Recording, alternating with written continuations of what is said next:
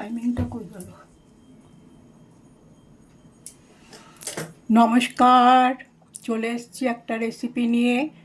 আজকে আমি এঁচোড়ের তরকারি করছি। পূর্ববঙ্গের লোকেরা একে গাছ পাঠা বলে। যাই হোক, আমি কিভাবে এঁচোড়ের তরকারি করছি ভিডিওর মাধ্যমে সেটা আমি আজকে দেখাচ্ছি। প্রথমে কড়াতে তেল দিয়ে দিলাম। এই আলুগুলো আমি কেটে রেখেছি, এই যে এগুলো আগে ভেজে তুলে নিচ্ছি।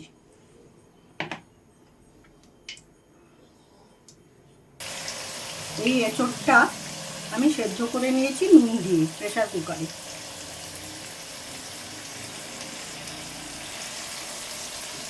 আলুতে একটু নুন দিয়ে দিলাম।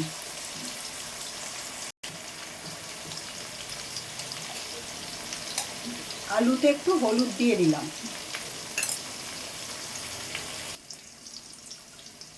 আলুগুলো আমার ভাজা হয়ে গেছে, এগুলো আমি এবার তুলে নিচ্ছি।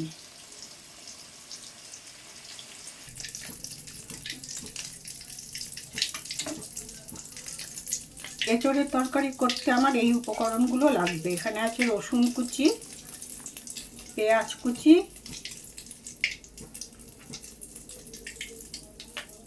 আছে দুটো লবঙ্গ, দুটো এলাচ, দুটো তেজপাতা, আর এটার মধ্যে আমি রেখেছি নুন, হলুদ, ঝাল লঙ্কার গুঁড়ো আর জিরের গুঁড়ো। এই যে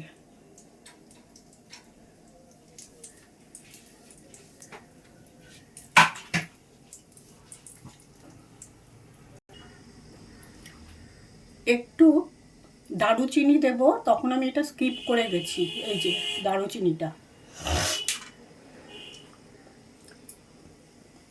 আমি মেথি ফোড়নে দিয়েছি, আপনারা প্রয়োজনে এটাতে মৌরি ফোড়নও দেওয়া যেতে পারে। প্রথমে রসুন দিয়ে দিলাম, এবার দিয়ে দিচ্ছি দুটো এলাচ, দুটো লবঙ্গ, একটু দারুচিনি।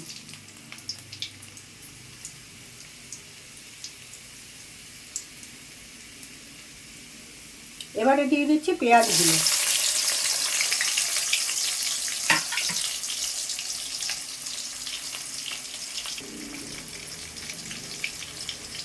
দিয়ে দিচ্ছি সামান্য একটু হলুদ।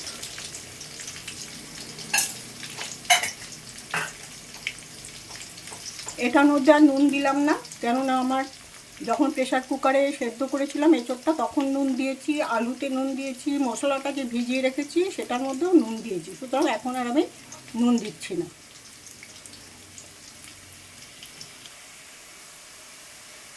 পেঁয়াজটা ভাজা হয়ে গেছে, এবার আমি আগে থেকে ভিজিয়ে রাখা মশলাটা দিয়ে দিচ্ছি।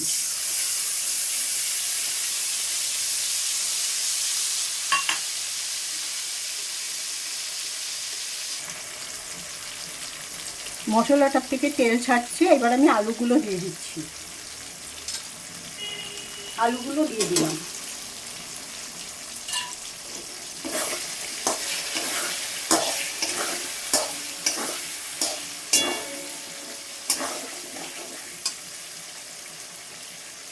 এবার আমি সেদ্ধ করে রাখা এঁচোড়টা দিয়ে দিলাম।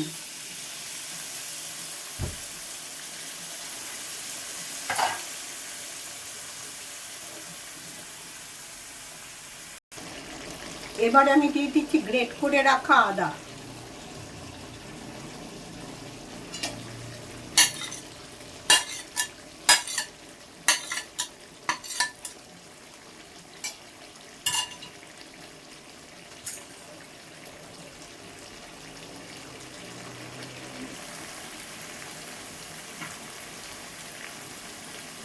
দিয়ে দিচ্ছি এক বাটি জল, এটা একটু ঝোল হবে।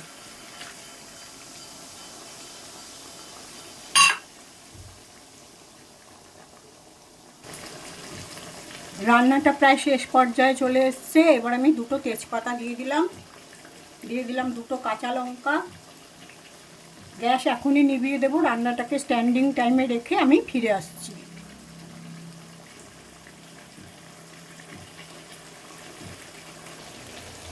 এলাচ, দারুচিনি, লবঙ্গ সবই ফোড়নে দিয়েছি বলে আর শাহি গরম মশলাটা আমি দিলাম না। আর নিরামিষভাবে আমি করলে পেঁয়াজ রসুন ছাড়া যদি কখনো করি তখন আমি শাহি গরম মশলা এবং ঘি একটু ব্যবহার করি, এক্ষেত্রে করব না।